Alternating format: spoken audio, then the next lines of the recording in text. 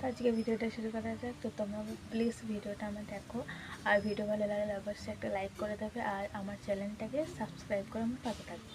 তো চলো আজকে মানে নতুন কিছু ট্রাই করব, মানে আজকে বানাবো এই তো দাঁড়াও তোমাদেরকে দেখাই, বেগুনি বানাবো বেসন দিয়ে। তো চলো তোমরা প্লিজ এই ভিডিওটা দেখতে থাকো। তো চলো ভিডিওটা শুরু করা যাক। তো দেখো এই যে বেসনটা ভাজছি, আর আমাদের রোজ না রোজ মুড়ি খাবার জন্য কিছু বানাবো।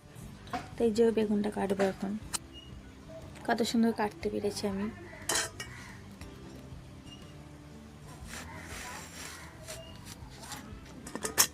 তো দেখো এই যে কাটা হয়ে গেছে আমার বেগুন।